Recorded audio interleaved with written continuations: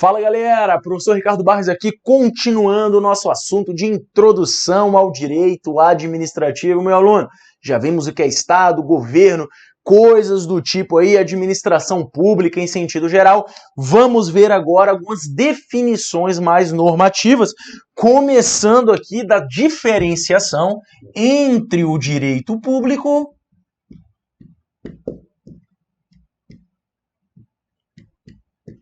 e o direito privado. Meu aluno, no direito público, você tem uma relação natural de desigualdade entre a administração pública e o administrado. O direito público possui prerrogativas que o direito privado não tem. Como assim, Ricardo? Por exemplo, o direito tributário. O direito tributário é o direito de lhe cobrar um imposto, uma taxa, um tributo. Uma vez que chega na sua casa ali um DARF, uma GRU, né, alguma situação lá para você pagar o imposto que teve algum fato gerador, você não tem como contestar aquele imposto, a não ser que ele esteja errado. Mas ele estando devido, você não tem como contestá-lo, porque o poder público, ele possui essa função, né? Ele possui essa prerrogativa de impor aquela tributação. Tanto que, se você não pagar, haverá multa, haverá várias aí sanções para você, caso você não pague seu imposto. Perceba, então, que no direito público existe aí uma relação verticalizada, né? Uma relação de desigualdade verticalizada. Uma relação de desigualdade, né, entre o administrador e o administrado. Já no direito privado, é ao contrário. Você tem relações horizontalizadas. Como assim? Não há prerrogativa, né, em regra, para nenhum lado. Como, por exemplo, no direito civil. Quando você vai tratar uma situação de divórcio, vão se ouvir os dois lados. Vai ser tentada uma conciliação. Vai haver, em tese, uma horizontalidade ali, né, no tratamento jurídico. Porque você tem os mesmos graus de direitos e prerrogativas como cidadão do que a outra pessoa também como cidadão. E isso vai funcionar também no direito empresarial, no direito comercial, né? Coisas do tipo. Meu aluno, eu quero que vocês saibam de uma coisa muito importante. A administração pública, ela pode lidar com uma visão predominantemente privada, de direito privado.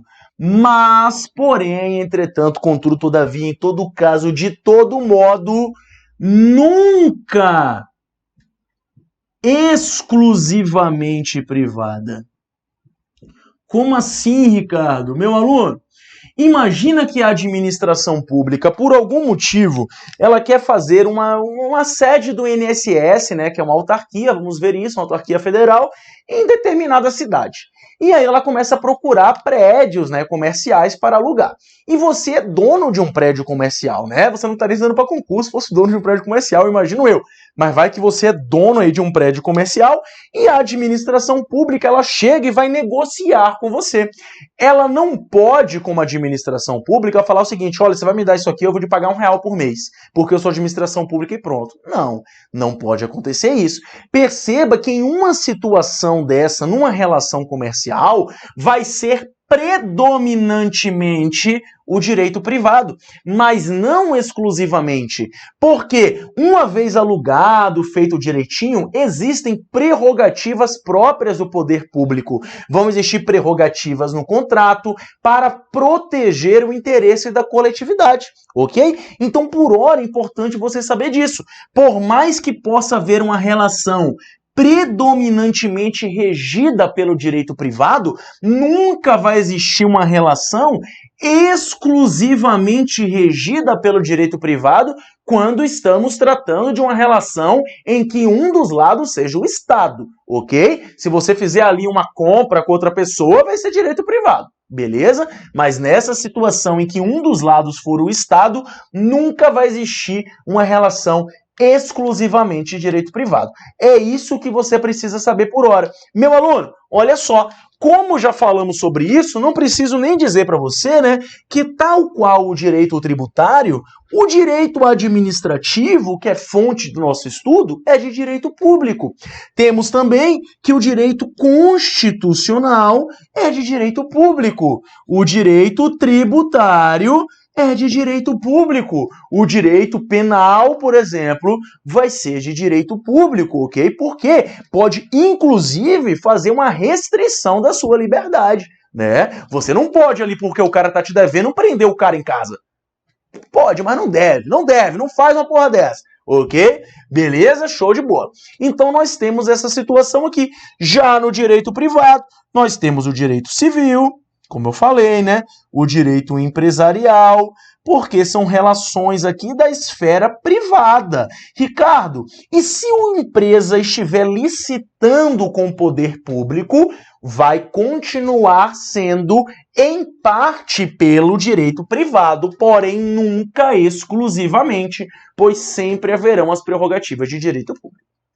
Ok? Tranquilo? Show de bola. Vem pra cá então tá aqui, ó. Direito público, constitucional, administrativo, tributário, penal, processual.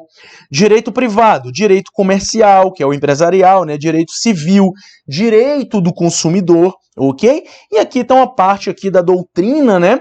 Que vai definir o direito administrativo como um todo. Olha que interessante. O direito administrativo é o conjunto das normas jurídicas de direito público que disciplinam as atividades administrativas necessárias à realização dos direitos fundamentais e à organização e funcionamento das estruturas estatais e não estatais encarregadas de seu desempenho. Meu aluno, olha que interessante uma coisa que nós temos que saber sobre o direito administrativo como ciência, né? Como aí parte integrante do seu estudo. O direito administrativo, perceba que essa definição que eu falei, que é doutrinária, tá? Eu já vou explicar para você o que é doutrina. Essa definição, ela fala de um conjunto de normas. Então é muito importante você saber que o direito administrativo, ele não é codificado. Como assim, Ricardo? Meu aluno, se você quer estudar direito constitucional, a grande base, não vai ser tudo, mas a grande base de onde tudo vai partir é da Constituição Federal de 88. Se você quer estudar direito tributário, a grande base é o Código Tributário Nacional. Se você quer estudar direito penal, a grande base é o Código Penal. Todas as outras coisas derivam dessa grande base. Agora, se você quer estudar direito administrativo, qual é a grande base? Você tem a Lei 8.112, agentes públicos, 8666, licitação, 9784, processo, 8429, improbidade, 12.517, eu acho, lei de essa informação. Você tem inúmeras leis aqui. Tem assuntos que você não tem nem base legal definida, como, por exemplo, a responsabilidade civil do Estado. Você tem espasmos aqui de lei, tudo costurado por doutrina e jurisprudência. Então, o direito administrativo ele não é codificado. Por ele não ser codificado, ele é muito mais fácil de ser compreendido do que efetivamente decorado, ok? Justamente pois não existe um código unificado no qual você possa ali, né, se dispor para saber o direito administrativo. Isso é muito importante você saber. Ok, meu aluno? Volta para cá. Outra coisa que eu vou te falar é sobre a função extroversa e introversa. Meu aluno, além de função extroversa ou introversa, muitas vezes a doutrina ela fala de poder extroverso ou poder de império, que seria como se fosse aí, né, o poder da administração pública de impor aos seus administrados obrigações, independentemente da concordância destes. Isso vamos ver em momento oportuno. Quando falamos de função extroversa e introversa, é uma definição que vai falar o seguinte: a extroversa, ela se refere ao interesse público primário. Interesse público primário, sim senhor, Interesse público primário. E o que vai ser esse interesse público primário, Ricardo? É o interesse da coletividade. A Constituição Federal, ela fala, todo o poder emana do povo, ok? O povo é o dono da coisa pública. A administração pública são meros gestores. É como se fosse um síndico, né? Um grande síndico, digamos assim. Então, o interesse público primário é sempre o interesse da coletividade. E temos também a função introversa. E essa função introversa, ela vai ser ligada ao interesse público secundário. E esse interesse público secundário não vai ser da coletividade, e sim da própria administração pública. Preste atenção, então. O interesse público secundário, a função introversa, é relativa ao interesse da própria máquina administrativa, da própria administração pública. Então, você tem aqui interesse público secundário, né? Que vai ser o interesse da própria administração pública. Ok? Isso aqui é só para você entender, beleza? Meu aluno, é muito importante, tá? Eu vou repetir isso muito, que você faça questão, vai fazer questão. Por quê? Porque você vai ver o que efetivamente é cobrado e de que maneira. A minha função é tentar te passar o conteúdo da maneira mais didática possível, mais completa, sem ser também, né, moroso e falar um monte de coisa. Ok? Show de bola, vem para cá. Critérios de definição do direito administrativo. Meu aluno, eu vou te dizer uma coisa aqui, que é o seguinte. Isso aqui eu nunca vi cair em uma questão. Só que aí um aluno meu, ele veio para mim e mandou para mim no meu Instagram uma questão que cobrava o critério do Poder Executivo. E eu fiquei embasbacado. E é uma questão antiga, mas se ela existiu, devemos ver. A doutrina, meu aluno, ela vai falar em vários critérios aí, tá? 6 ou 7 critérios. Eu vou colocar aqui apenas os principais, apenas o que eu acredito que tem mais chance de eventualmente cobrar em prova. Sempre lembrando que num universo aí de 1000 questões vai cair uma, e olhe lá, mas vai que essa uma esteja na sua prova. Então vale a pena a gente falar um pouquinho sobre isso aqui, ok? Meu aluno, a definição do direito administrativo pelo critério do Poder Executivo nada mais é do que dizer que a administração pública e suas normas se fazem a partir do Poder Executivo, que seria o quê? Presidente, ministros, né, governadores nos estados, prefeitos, municípios, secretários, etc, etc, etc.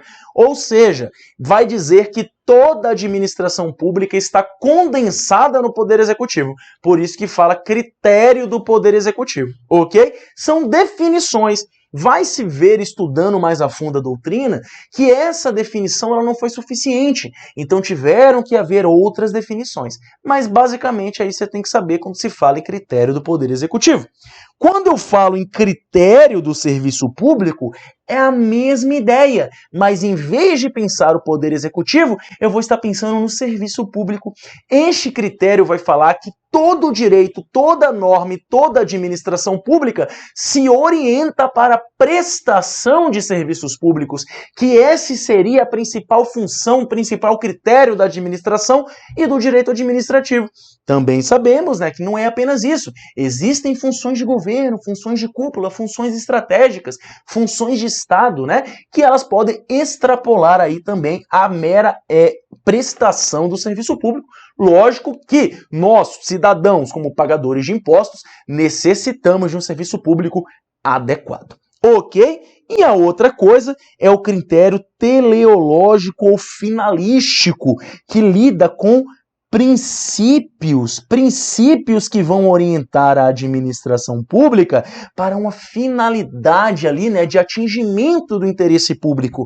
Então, quando eu falo aí de teleológico, finalístico, eu estou falando de princípios de interesse público, uma administração voltada para os seus princípios e que alcance o interesse público, ok? Existem outros critérios, como o critério negativista, né, que fala que é muito difícil conceituar o direito administrativo e blá blá blá.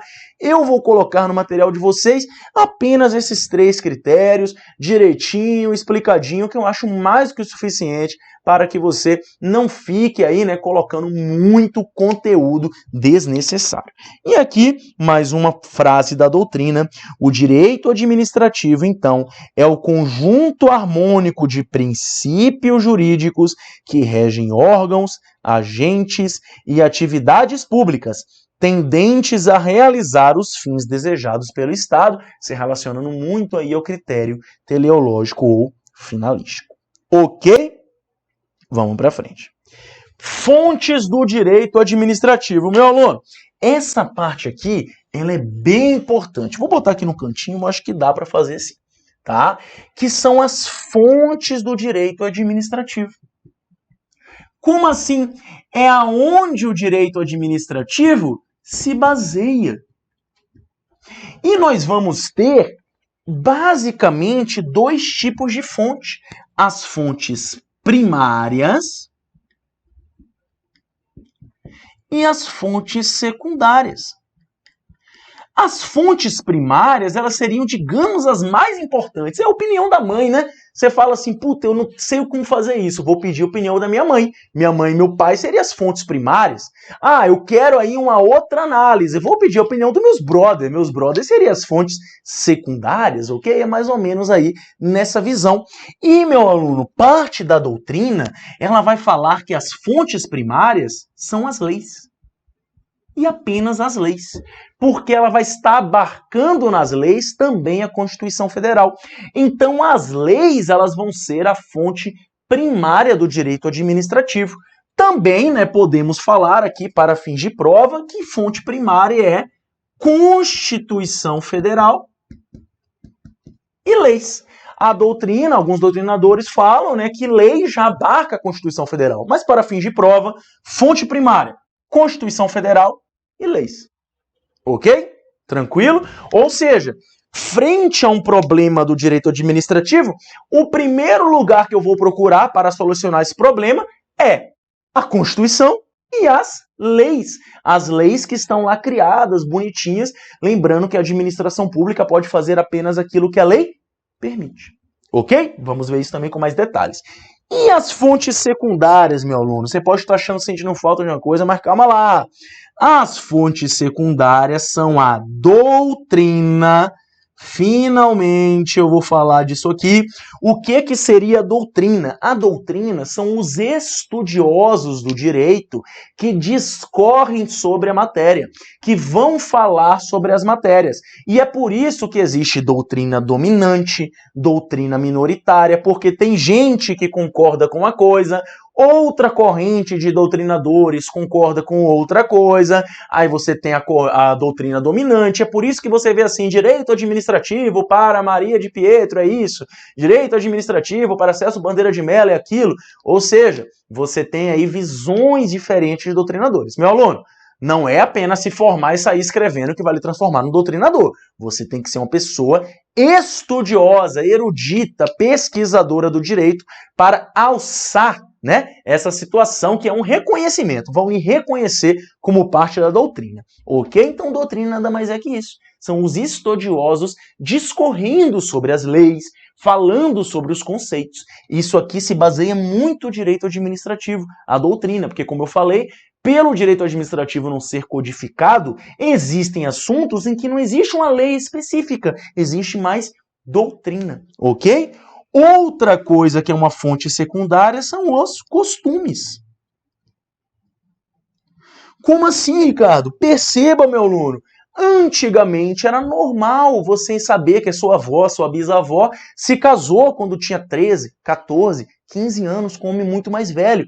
Hoje isso seria escandaloso, muito diferente. Então várias situações, comportamento sexual, né, orientação sexual, questões polêmicas como drogas, aborto, isso assim eu estou falando o extremo, mas o direito ele é todo influenciado pelos costumes de uma época, ok? Então os costumes, né, eles vão ser fontes secundárias que o legislador, né, o magistrado, o juiz, frente ao caso concreto, também poderá considerar. E por último, como fonte secundária, nós temos as jurisprudência.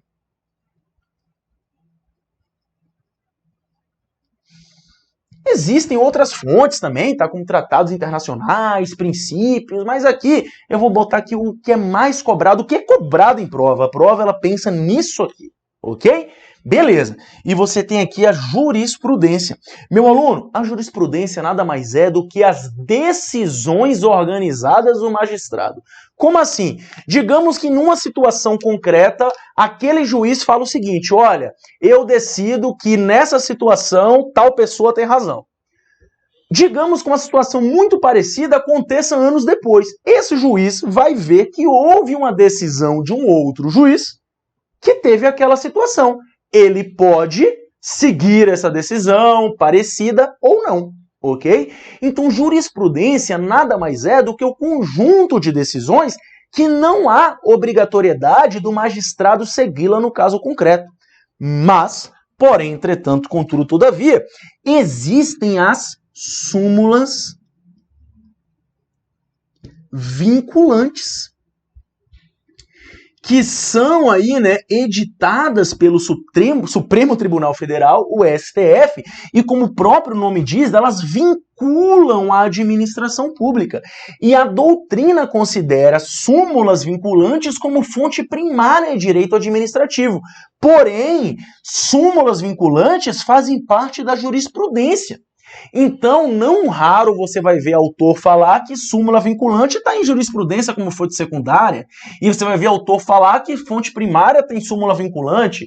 O que seguir? Meu aluno, não vi uma questão da CESP ainda que perguntasse explicitamente uma situação dessa para a gente conseguir ver a posição da banca. Mas eu recomendo fortemente que você leve súmula vinculante como fonte primária. Lembre-se, existem as súmulas e as súmulas vinculantes. Existe súmula do STF, como a súmula 473, que vamos ver no futuro, e existem súmulas vinculantes do STF. Ok? Como a súmula número 13, vinculante número 13, súmula vinculante número 5 e por aí vai. Súmulas vinculantes são mais vinculantes, né? Enquanto as súmulas não são. Tem também súmulas do STJ, né? E por aí vai. Mas o que são consideradas aqui como fonte primária pela doutrina é súmula vinculante. Ok? E por fim, meu aluno, vou deixar aqui só, né? É o seguinte... É uma outra classificação que fala em fonte direta e indireta.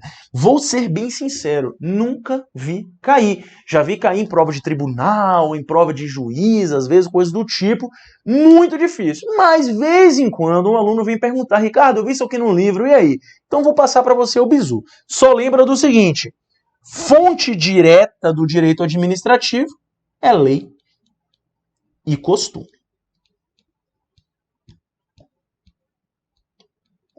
Né? Nada a ver, né? Uma fonte primária e uma fonte secundária. Fonte direta é lei e costume, e você lembra disso. E se você for procurar no Sabe Tudo Google, você vai achar outras definições. Essa é a mais aceita. E indireta vai ser o resto. De verdade, meu aluno, não precisa se preocupar com isso aqui. Muito difícil cair, ok? Mas tá aqui. Vem pra cá. Por isso até eu botei esse asterisco.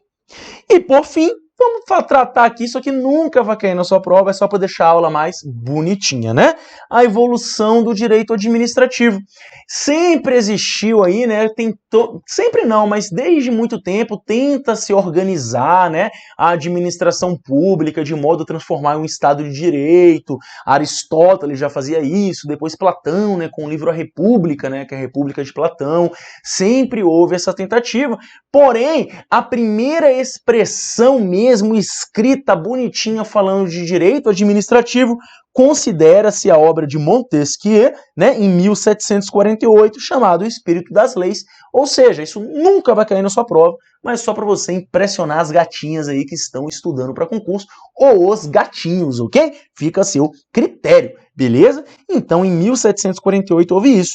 Mas, após a Revolução Francesa, é que começou a tomar mais corpo o direito administrativo, ok? E teve a primeira obra brasileira reconhecida em 1857 no Recife, lá no Nordeste, minha grande região, beleza? Que é o elemento do direito administrativo brasileiro.